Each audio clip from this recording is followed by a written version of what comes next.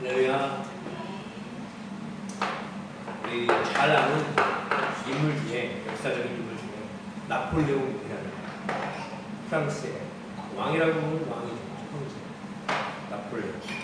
그 나폴레옹이 나폴레옹이 프랑스 군대가 러시아의 카자크족과 싸우려고 모스크바를 향해 진격할 때입니다. 러시아의 카자크족이 이 나폴레옹과 프랑스 군대를 호위하는 거예요. 그래서 어쩔 수 없이 프랑스 군대가 후퇴할 수밖에 없던 상황이 되었습니다. 그런데 카자크족이 어느새 모든 교량들을 다 파괴한 거예요. 테러를 완전히 차단시켜요. 그래서 이제 추위가 이제 매섭습니다. 눈보라도 몰아치고 있는 날이 됐어요. 근데 나폴레옹이 방법을 생각해 봅니다. 살 수 있는 거. 최고로 많은 군사들이 살 수 있는 거. 뭐 예를 들면 강물이 얕은 쪽을 골라서 병사들에게 부서진 다리에 교각을 잡게 해서 가교를 사람이 만들게 했다라는 거예요. 그래서 병사들을 철수시키는데 결국은 성공합니다. 이제 마지막 병사가 건너가요.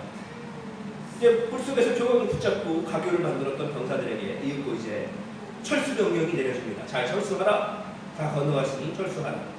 그런데 이상하게도 아무도 움직이지 않았습니다. 왜 움직이지 않았을까요?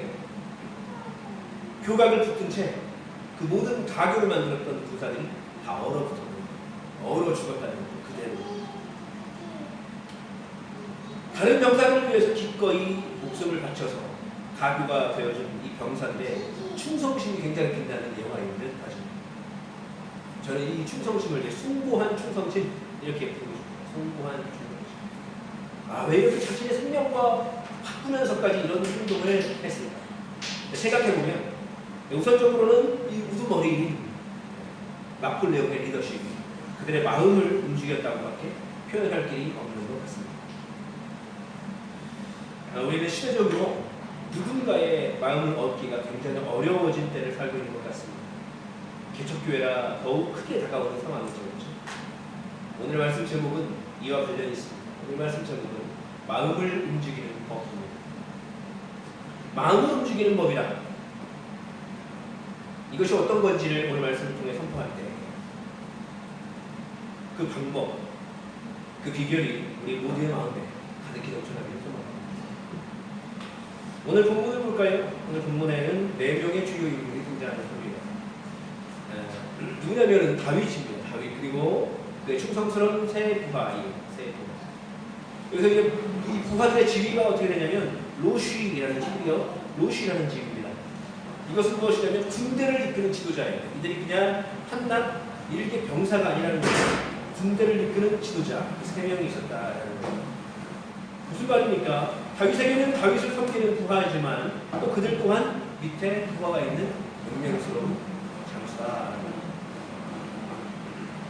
오늘 본문 13절에 다윗의 용사들이 또 나옵니다. 여기서 30명의 용사 중에 3사람이 다윗을 찾아갑니다. 30두목 중 3사람이라고 했죠. 13절 읽겠습니다. 또 30두목 중 3사람이 곡식벨기에 아둘람 굴에 내려가 다윗에게 나아갔는데 블레셋 사람의 한 무리가 르바임 골짜기에 지쳤더라. 자, 이 다윗의 충성스러운 부하 3사람이 다윗에게 나왔다고 했습니다. 이때의 시점은 평화로운 시점이 아니에요. 적국 블레셋의 무리가 르바임이라는 골짜기에 진을 치고 있을 때였습니다. 그때 다윗은 어디에 있었냐? 산성에 있었다. 블레셋 사람들의 요새는 베들레헴에 있었다라고 14절에 기록하고 있습니다. 14절도 읽어보겠습니다. 그때에 다윗은 산성에 있고 그때에 블레셋 사람의 요새는 베들레헴에 있는데라. 전쟁이 계속 끊임없이 일어나고 있는 때인 거예요. 전쟁 상황이 지금 러시아와 우크라이나가 벌써 몇 년 동안을 전쟁하고 있죠. 또 아랍과 마찬가지로. 전쟁이 굉장히 많은 사람들에게 참 아픔을 주는 것 같아요. 이 블레셋, 성경에 등장하는 전쟁 중에 가장 많이 등장한다고 볼 수 있는 전쟁이 제가 봤을 때는 블레셋과 이스라엘. 아직 전쟁이 끝나지 않은 시점입니다. 그때의 새 용사가 다윗에게 찾아가요. 근데 참 다윗이 베들레헴 문 곁에 우물물을 타령을 하는 거죠. 먹고 싶은 음식. 네. 15절 말씀 이렇게 말합니다. 새 용사가 있는 데서 다윗이 소원하였는데 베들레헴 문 곁 우물물을 누가 내게 마시게 할까? 네. 근데 이 말은요, 새 용사에게 명령으로 한 말이 아니에요. 야, 베들레헴 물을 떠와라 이렇게 한 게 아니죠. 그냥 혼잣말인 거예요. 누가 나를 위하여 베들레헴 우물을 마시게 할 수 있을까? 근데 이 말이 끝나자마자 새 용사가 블레셋이 점령한 그 위험한 곳을 뚫고 베들레헴 역 우물물을 진짜 길어 왔다 하는 거예요. 그래서 본문 16절을 보시면 새 용사가 블레셋 사람의 진영을 돌파하고 지나가서 베들레헴 성문 곁 우물물을 길어가지고 다윗에게 돌아왔다 기록하고 있죠. 그런데 다윗이 베들레헴의 우물을 먹고 싶다고 말을 하는 것은요, 그런 의미가 아니잖아요. 그래서 시작이 고향의 맛이 그리워서 물을 먹고 싶다, 베들레헴 우물을 먹고 싶다 한 건 아닐 거예요. 뭐예요? 네, 그것을 블레셋으로부터 다시 되찾고 싶은 소망이 있는 그 마음이 담긴 말이죠. 그렇죠? 실제로 목숨 걸고 물을 떠오기를 바란 게 아니라는 거예요.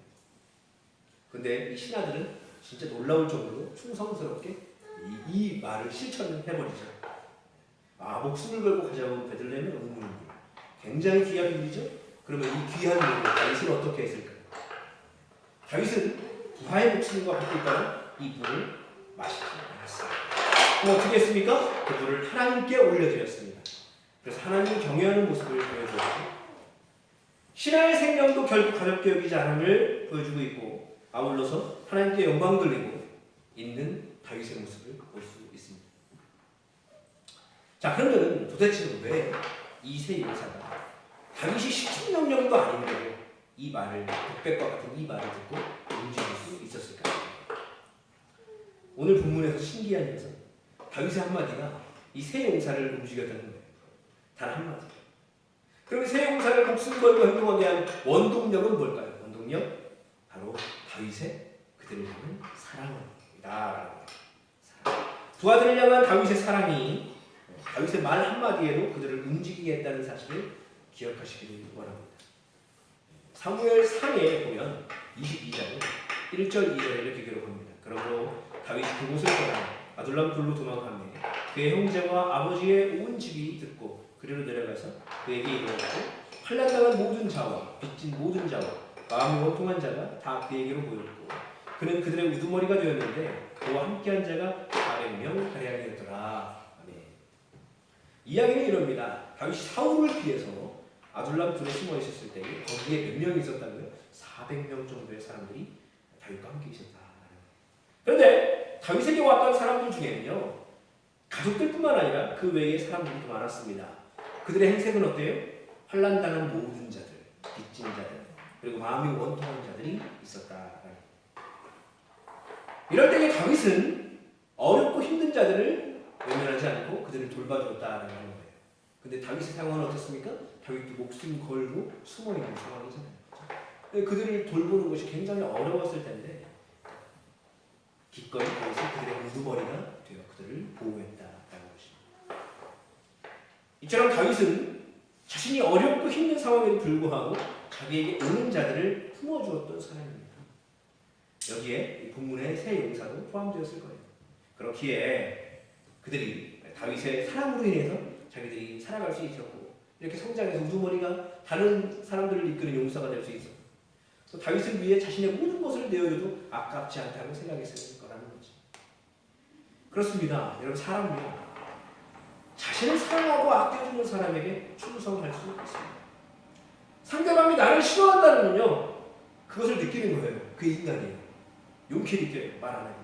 반대로 나를 좋아해주고 사랑해준다는 것은 사람뿐만 아니라 동물들도 느끼는 거죠. 서두에 영화에서 이야기했던 나폴레옹의 프랑스 병사들이 기꺼이 목숨을 바칠 수 있었던 것은 바로 그 지휘관과 동료 병사들에게 사랑받고 인정받기 때문이다. 마찬가지로 다윗의 새 용사가 헌신했던 다른 이유는 따로 없었을 거예요. 뭐예요? 다윗에게 잘 보이기 위해서, 특별히 내가 잘 보이기 위해서입니까? 아니에요. 위험을 무릅쓰고 목숨을 걸고 의무를 길러온 것은 그동안 자신들에게 주었던 다윗의 사랑에 대한 보답이었을 것입니다. 또한 다윗이 그들을 사랑했고 그들 또한 다윗을 존경하고 사랑했기 때문에 일어날 수 있었던 일이다. 중요한 것은 무엇이냐? 이것이 서로 결국 사랑하는 관계 가운데에서 가능한 일이었다는 사실. 세 용사들이 만약에 다윗을 존경하지 않고 사랑하지 않고 중요하게 생각하지 않았다면 이런 행동을 안 했겠죠. 목숨과 바꾸진 않았어요. 제가 이제 사역을 하면서 느껴왔던 것들이 있는데 중고등부 사역을 했을 때 제가 리더들을 세운 적이 있어요. 근데 그 리더들이 나머지 아이들을 관리하고 이 리더들은 저와 또 따로 리더 교육을 받으면서 성장해나가고 있는 상황입니다. 근데 리더라고 해서 다 성실한 것은 아니었습니다. 어떤 아이들은 리더 모임을 빠지기 일쑤였고요. 또 설렁설렁하는 아이들도 있었어요. 반대로 제가 어떤 요구나 부탁을 하면 기대 이상으로 그것을 들어주는 열심히 해주는 아이들이 있었습니다. 예상치 못한 감동을 제게 주어서 제가 사역 더 열심히 해야겠구나 이런 다짐을 하게 만든 아이들이 있습니다. 근데 제가 그 중고등부 아이들을 양육하면서 느꼈던 게 무엇이냐면 정말로 사랑해주면 행동하는구나 이걸 느꼈어요. 정말로 사랑해주면 행동하는구나. 변화가 되는구나. 저 역시 그렇습니다. 저도 제가 존경하는 분이라면 있다면 제가 그분의 요구나 말 한마디를 듣고 즉시 행동할 때가 있어요. 그때는요 조건, 환경 보지 않습니다. 그러니까 대가 없이 행동하는 거예요. 그런데 만약에 제가 별로 존경하지 않는 분이나 이런 분들이 똑같은 말을 똑같은 행동을 요구할 때는 전 당연히 그 말을 그 요구 조건을 따르지 않습니다. 사람이라는 것은 자신의 존경하는 사람에게 또 자신이 사랑하는 사람에게는 자신의 모든 것을 내어주는 아까워하지 않는 존재. 정말 사랑한다면 그런데 자신이 존경하지 않고 사랑하지 않는 사람에게는 어떻게 합니까? 자신의 이익을 구할 때 빼고는 목숨을 걸지 않고 충성하지 않습니다. 이런 것을 봤을 때 다윗이라는 사람은 굉장히 훌륭한 지도자였구나 생각합니다. 다윗은요 분명 마음을 움직이는 법을 아는 사람이었습니다. 그 방법은 뭐예요? 저와 우리 사랑하는 성도 여러분, 또 이 다윗의 사랑을 품어서 누군가의 마음을 움직이는 법을 소유하는 저 여러분 되시길 바랍니다. 다윗이 한마디의 말로 세 용사를 움직이게 만들었던 이유가 하나 더 있는데요. 그것은 무엇이냐면 하나님을 우선적으로 생각하는 사람이었기 때문에 바로 믿음의 본이 되었던 사람이 다윗이었다. 다윗은 자기 부하를 사랑할 줄 알았고 또 그들을 챙길 줄 아는 우두머리였습니다. 그런데 그들을 생각하고 사랑을 주기 이전에 다윗도 누구에게 사랑을 받는 사람이라는 걸 알았어요? 하나님. 나는 하나님께 사랑받는 사람이야 라는 것을 알았다는 거예요. 그래서 다윗 또한 사랑을 주시는 하나님을 먼저 생각했어요. 아마도 제가 다윗이었다면 그래 이왕 나를 위해 떠온 것 내가 마셔야겠구나 하면서 그 베들레헴 우물물을 벌컥벌컥 마시지 않았을까 생각해요. 만약에 그렇잖아요. 우리 리더 중에 사랑이라는 건 전혀 없고 오직 충성만 요구하는 리더 있지 않습니까? 그러면은 부하가 지도자의 말을 듣는 것이 당연하고 떠오를 불도 당연히 여기는 지도자도 분명히 있을 거예요. 다윗은 달랐다. 용사들의 목숨 걸었던 용기에 그리고 그 마음에 깊이 감사했어요. 뿐만 아니라 다윗은 그 물을 자신이 갖지 않고 하나님께 받았습니다. 16절 말씀이고 세 용사가 블레셋 사람의 진영을 돌파하고 지나가서 베들레헴 성문곁 우물을 들어가지고 다윗에게로 왔어요.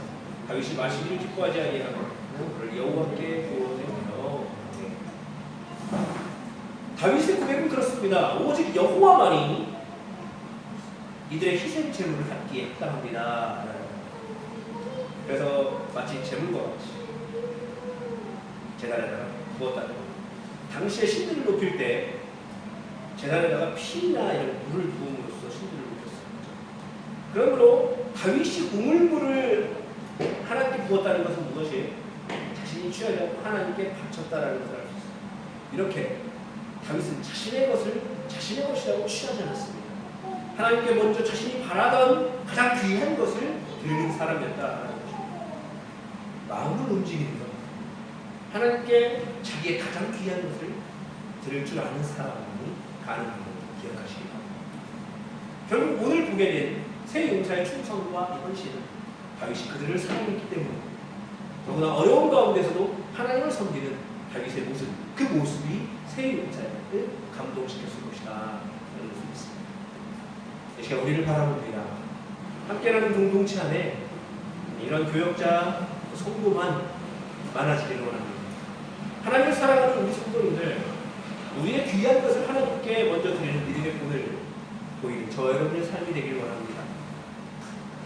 마지막으로 마음을 움직이는 법을 잘 기록한 성경 구절을 소개합니다. 바로 우리가 잘 아는 고린도전서 13장 사랑장의 내용이지.